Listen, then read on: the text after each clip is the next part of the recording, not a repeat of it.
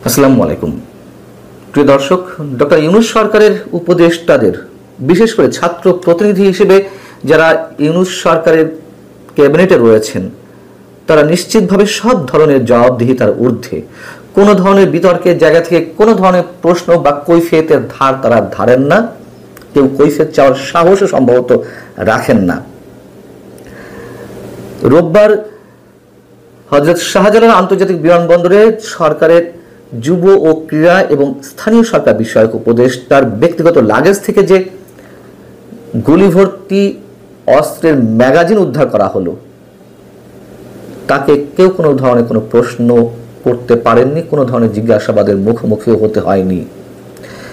বিষয়টি হচ্ছে, রোববার তিনি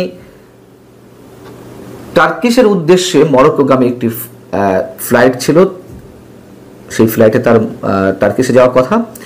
যখন তিনি বিমানবন্দরে পৌঁছলেন তখন তার লাগেজটি যখন বন্দরের স্ক্যানিং মেশিনে দেওয়া হয় তখন নিরাপত্তা কর্মীদের চোখে পড়ে, তাদের সন্দেহ হয় ব্যাগের মধ্যে বড়সড় একটা ধাতব পদার্থ রয়েছে। তখন তারা বিনয়ের সঙ্গে ব্যাগটি লাগেজটি ভালো করে চেক করতে চায়, দেখতে চায়। তো আসিফ মাহমুদ সজীব ভুঁইয়া নীরব ভূমিকা পালন করেন, অথবা তাদেরকে অনুমতি দেন না দিয়ে তো উপায় নেই।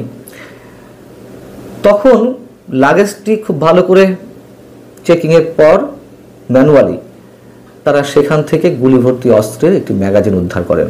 তারা তো কিংকর্তব্য বিমূঢ় হয়ে পড়লেন। ডাকা হলো ঊর্ধ্বতন কর্মকর্তাদের, তারা ছুটে এলে কি হবে? কিছুই না। হঠাৎ করে একজন সম্ভবত সচিব পদমর্যাদা এক ব্যক্তি সেখানে উপস্থিত হলেন, সবকিছু তড়িঘড়ি করে নিজের নিয়ন্ত্রণে নিলেন এবং ওই গুলিভর্তি অস্ত্রের ম্যাগাজিনটিও তিনি নিজের জিম্মায় নিলেন, নিজের হেফাজতে নিলেন। আসিফ মাহমুদ সজীব ভুঁইয়া বীর দর্পে বিমানে উঠে পড়লেন, আর ওই সচিব পদমর্যাদার ব্যক্তিও বিমানবন্দর ছেড়ে চলে এলেন। এই ঘটনায় তাকে কেউ কোনো ধরনের প্রশ্নও করেনি, জিজ্ঞাসাবাদের কোনো প্রয়োজনীয়তা অনুভব করেনি, অথবা প্রয়োজনীয়তা অনুভব করলেও সেই সাহস তাদের ছিল না জিজ্ঞাসাবাদের। যদিও আসিফ মাহমুদ সজীব ভুঁইয়ার পক্ষ থেকে একটি অজুহাত দাঁড় করানো হয়। কি অজুহাত? যে আমি ব্যস্ততার কারণে আমার ব্যাগ থেকে এই ম্যাগাজিনটি সরাতে ভুলে গিয়েছিলাম। বিমানবন্দর এলাকায় একজন মন্ত্রী পদমর্যাদার ব্যক্তির লাগেজে এই ধরনের গুলিভর্তি ম্যাগাজিন পাওয়া যাবে সেটা আমরা খুব স্বাভাবিকভাবে নিয়ে নেব। আর সরাতে মনে ছিল না, আচ্ছা ধরে নিলাম সরাতে মনে ছিল না, ঠিক আছে, ভুল হতেই পারে। আমরা ধরে নিলাম যে এটি বৈধ অস্ত্র, ধরে নিলাম, কিন্তু তার তো একাধিক নিরাপত্তা কর্মী রয়েছে, অস্ত্রধারী নিরাপত্তা কর্মী রয়েছে, নিয়োগ দেওয়া থাকে মন্ত্রীদের জন্য তাদের নিরাপত্তার জন্য। তাকে কেন ব্যক্তিগত অস্ত্র নিজে রাখতে হবে? কি কারণে? অনেক বড় প্রশ্ন। এবং এ বিষয়ে সিভিল অ্যাভিয়েশন কর্তৃপক্ষ বা বিমানবন্দরের নিরাপত্তা বিভাগ কোনো ধরনের আনুষ্ঠানিক কোনো মন্তব্য করেনি, এমনকি স্বরাষ্ট্র মন্ত্রণালয়ের পক্ষ থেকেও কোনো বিবৃতি দেওয়া হয়নি। কি বিবৃতি দিবে? এর আগে যত সরকারের মন্ত্রীরা ছিল বা আমরা দেখেছি, তারা কি কখন নিজের পকেটে অস্ত্র রাখতেন, নিজের লাগেজে অস্ত্র রাখতেন? নিরাপত্তা কর্মীরাই তো নিয়োজিত থাকেন তাদেরকে যে কোনো দুর্ঘটনা থেকে রক্ষা করার জন্য। আমাদের মনে রাখা দরকার, আসিফ মাহমুদ সজীব ভুঁইয়া এর আগে কিন্তু নিজের মুখে একটি টেলিভিশন চ্যানেলকে বলেছিলেন সাক্ষাৎকারে, 5 আগস্ট শেখ হাসিনা সরকার যদি পতন না ঘটতো, শেখ হাসিনা যদি দেশ ছেড়ে চলে না যেতেন, তাহলে তাদের প্রস্তুতি ছিল সশস্ত্র বিপ্লবের। অস্ত্রের মজুদ ছাড়া তো সশস্ত্র বিপ্লবের বিষয়টি মাথাতেই আনা যায় না। সেই অস্ত্রগুলো কোথায়? যদি আমি আসিফ মাহমুদ সজীব ভুঁইয়ার নিজের বক্তব্যের কথা বলছি, তাহলে তারা প্রস্তুতি ছিল তো তাদের, তাহলে সেই অস্ত্রগুলো কোথায়? এবং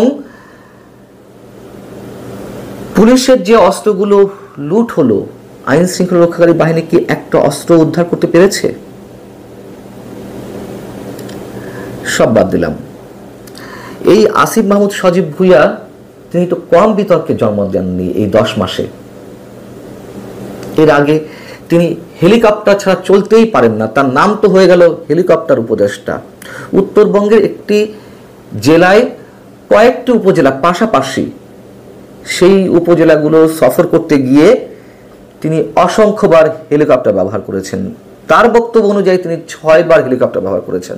এক উপজেলা থেকে আরেক উপজেলার দূরত্ব মাত্র 9 কিলোমিটার। সেই 9 কিলোমিটার যাওয়ার জন্য তাকে হেলিকপ্টার ব্যবহার করতে হয়। যদিও তিনি ব্যাখ্যা দিয়েছিলেন তিনি মাত্র 6 বার ব্যবহার করেছেন হেলিকপ্টার। একটা উপজেলা থেকে আরেকটা উপজেলা যেতে 6 বারই ধরে নিলাম হেলিকপ্টার ব্যবহার করতে হবে। কি আশ্চর্য। এবং আসিফ মাহমুদ সজীব ভুঁইয়ার ব্যক্তিগত যিনি কর্মকর্তা, তার পিএ মোয়াজ্জেমকে নিয়ে কথা উঠলো, ওই সেগুলোকে সব ধাপ চাপা পড়ে গেল। কি সব তদন্ত কমিটি গঠন করা হলো, কয়েকশো কোটি টাকা তিনি সরিয়েছেন দুর্নীতির মাধ্যমে, সবকিছু শেষ, মানুষ ভুলে গেছে। মজার বিষয় হচ্ছে কি, আসিফ মাহমুদ সজীব ভুঁইয়ার ব্যাগ থেকে যে গুলিভর্তি ম্যাগাজিন উদ্ধার করা হয়েছে, সেই তথ্যটি, সেই সংবাদটি দেশের বিভিন্ন গণমাধ্যমে অনলাইন ভার্সনে আপলোড করা হয়েছিল, নিউজ এসেছিল। পরবর্তী দেখলাম তার অনেকগুলো গণমাধ্যমে সেই নিউজটি সরিয়ে নিয়েছে। কেন, কিসের ভয়ে, কার চাপে জানি না আমরা। আসিফ মাহমুদ সজীব ভুঁইয়ার বাবা ঠিকাদারি লাইসেন্স করেছে স্থানীয় সরকার মন্ত্রণালয়ের, সেটি নিয়েও নানান ধরনের কথা হলো এবং পরবর্তী তিনি দুঃখ প্রকাশ করেছেন। একের পর এক অসংখ্য ধরনের ঘটনা ঘটে যাচ্ছে, কোনো ধরনের জবাবদিহিতা নেই। সাংবাদিকরা যখন সাহস করে 2-1 প্রশ্ন করেন, হয়তো কিছু একটা বলার চেষ্টা করেন, আবার অনেক সাংবাদিকের তো প্রশ্ন করতে গেলে চাকরিও থাকে না। এদিকে আমাদের নতুন বাংলাদেশ দিবস বাতিল করা হয়েছে।